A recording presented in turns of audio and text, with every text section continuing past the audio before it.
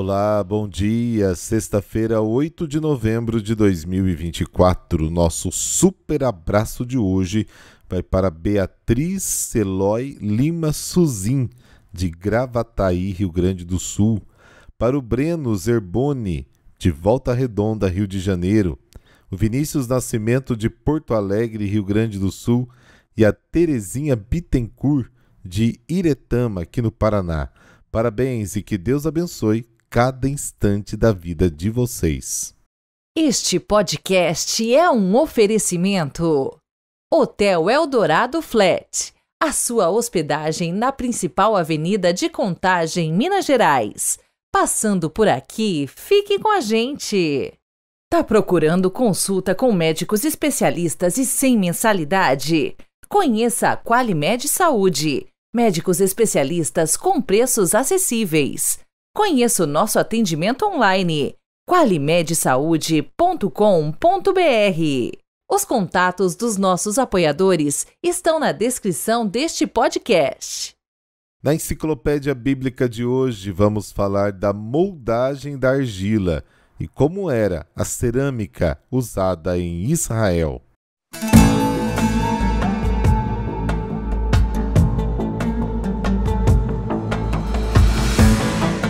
Bom, depois de preparada, a argila podia ser trabalhada de 3 modos.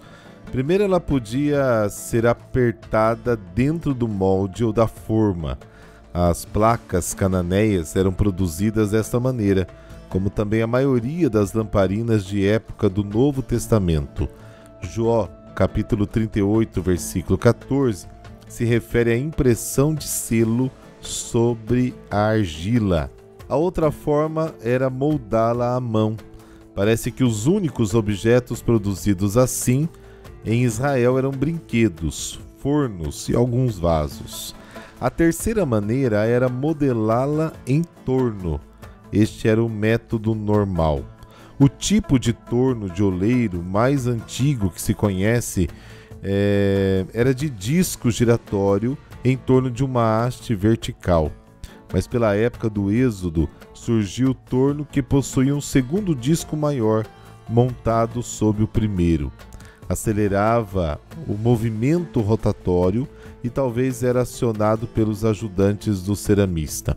Provavelmente esses tornos eram usados em toda parte, mas a Bíblia menciona apenas uma vez, quando Jeremias visita a oficina do ceramista, Jeremias capítulo 18, versículo 3. E foram encontrados poucos. Parece que geralmente eram de madeira ou argila, razão porque não chegaram até nós. Foram descobertos tornos de pedra em Meguido, Laquis e Razor, mas não há testemunho de tornos acionados por pedal antes de 200 a.C., embora esse tipo fosse difundido no tempo do Novo Testamento. Depois de moldado, deixava-se o vaso endurecer e a seguir voltava ao torno para o último acabamento. Na época dos últimos reis, a produção foi acelerada de várias maneiras. Uma delas estava em colocar grande quantidade de argila no torno e começar a modelar os vasos a partir de cima, tirando sucessivamente cada vaso terminado. Às vezes, operários não especializados davam uma primeira modelagem argila ao torno, usando argila de baixo valor e fazendo vasos grosseiros. Depois, ceramistas especializados davam a forma e a espessura desejada. E aí vem a parte do cozimento. O cozimento dos objetos de argila num forno era a última operação do processo. Argilas diferentes exigiam tratamentos diferentes, mas não sabemos quais eram os métodos de cozimento. Foram descobertos alguns fornos, alguns são em forma de U, mas é difícil saber se eram usados para cerâmica ou para o cobre. E aí, os israelitas não envernizavam sua cerâmica, mas conheciam 3 tipos de decoração. Usavam argila liquefeita, diluíam em água a argila rica de ferro que depois aplicavam sobre as partes do objeto que desejavam decorar. Às vezes traçavam uma linha vermelha ou preta no alto ou no centro de um jarro ou da taça. Também sabiam polir os vasos à mão ou no torno. Para isso, esfregavam contra a argila uma peça de pedra, osso ou madeira, depois que o vaso estava seco, mas antes do cozimento. Os pontos assim tratados ficavam brilhantes depois do cozimento. Algumas vezes, combinava-se o primeiro e o terceiro método. Alguns vasos de perfumes encontrados são pretos. Não sabemos como conseguiam esse tipo de acabamento. É possível que os imergissem em leite ou azeite de oliva antes de cozê-los ou depois os polissem. Os gregos e romanos, ao contrário, usavam esmaltação. E é isso aí, semana que vem vamos falar de alguns artigos fabricados com a argila.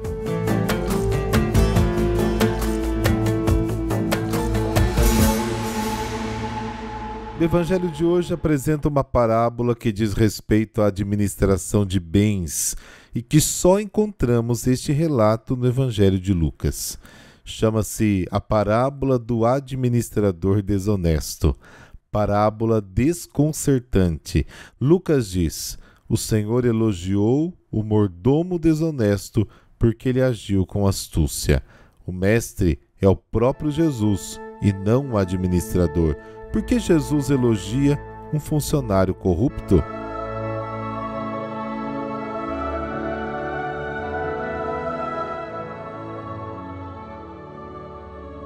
Pelo sinal da Santa Cruz, livrai-nos Deus, nosso Senhor, dos nossos inimigos. Pai Todo-Poderoso, derramai vossas graças em nossos corações, para que, caminhando à luz dos vossos preceitos, sigamos sempre a vós como pastor e guia. Amém.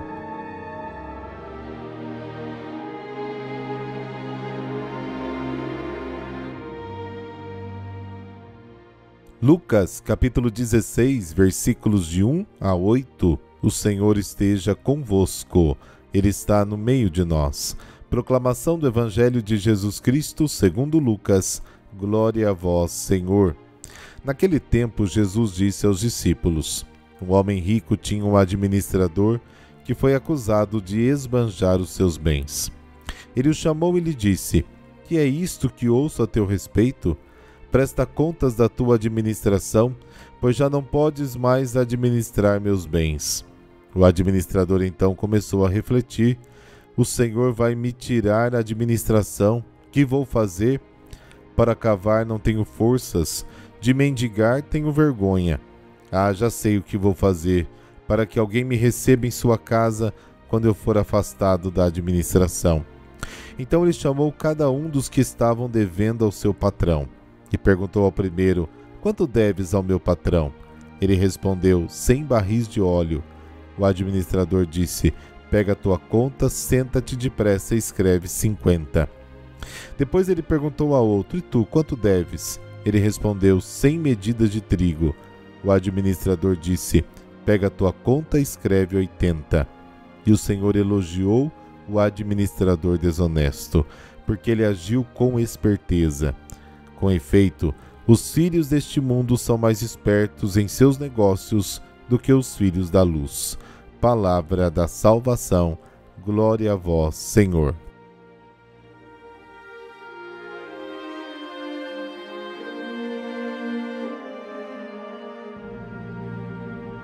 O evangelista apresenta a conduta de um mau administrador não para nos ensinar a ser ladrões, mas para nos mostrar um comportamento pronto, diligente, astuto no trabalho, para isso, o ser usado para o reino de Deus. O administrador é desonesto, mas a sua tática, sua destreza, sua coragem, assumir riscos é exemplar para quem quer colaborar no plano de Deus. Este administrador só se preocupa com o seu futuro. Ele não hesita, é rápido em pensar e agir, porque o tempo que está à sua disposição é curto.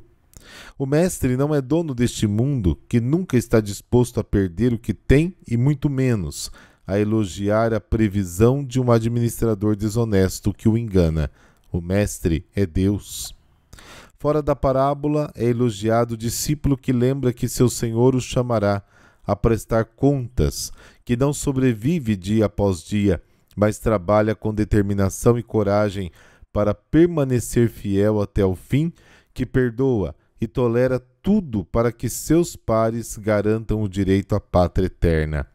Ao mesmo tempo, se culpam os discípulos, os filhos de Deus que parecem indecisos e fracos na atuação quando se trata de lidar com o estupendo destino eterno. Todo homem é um administrador desonesto e esbanjador porque se tornou senhor daquilo que não é seu e o desperdiça de forma imprudente. Neste ponto do Evangelho, Jesus nos fala do uso correto dos bens deste mundo, da administração concreta da nossa vida. Os bens e a vida são um dom de Deus para ser partilhado com os irmãos. A chamada para prestar contas é a morte. A consciência da própria morte leva a viver o presente como momento de conversão. E aí é entender o que fazer à luz do relatório final. O administrador ladrão, desonesto, faz a sua vida depender do que tem. O fiel e sábio depende do que dá. A morte nos faz passar da administração dos bens de Deus à participação da sua vida. O céu é a casa onde vivem os devedores que perdoamos. A misericórdia dada na terra será, assim, retribuída no céu. Só o Pai dá tudo e tolera 100%. Aceitamos 50% e às vezes apenas 20%. O Senhor não elogia o administrador desonesto porque roubou, mas porque dá os bens do seu Senhor conforme o ensinamento recebido nas páginas anteriores do Evangelho. Amai os vossos inimigos, fazei o bem, emprestai sem nada esperar, e grandes serão as recompensas, e sereis filhos do Altíssimo. Ele é benigno para com os ingratos e os ímpios. Sede misericordiosos, como vosso Pai é misericordioso. O importante é aproveitar a vida presente para enriquecer diante de Deus, com esmolas, com doações, com ajudas, em vez de acumular tesouros para si. A única maneira de redimir a riqueza injusta é dá-la aos necessitados, e assim ganhar a sua benevolência e amizade, para que nos recebam em lares eternos. E já dizia algum santo, só é realmente nosso aquilo que damos para os outros.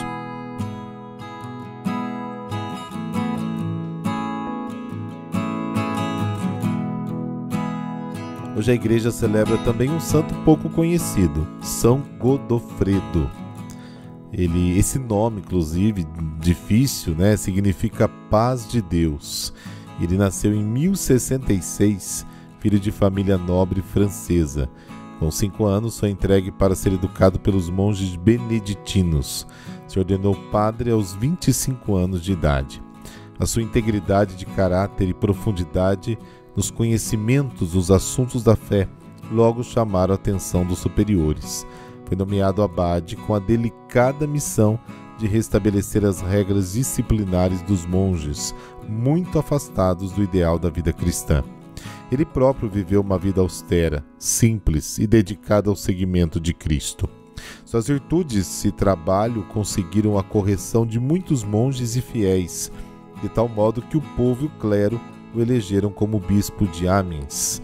Era comum ver os mendigos e leprosos participando da sua mesa, porque acolhia todos os necessitados com abrigo e esmolas fartas. Nesta diocese enfrentou os abusos de pessoas ricas e poderosas que viviam apegados ao vício e aos prazeres corporais. Sua pregação era dura e acabou atraindo para si a ira de muitas pessoas.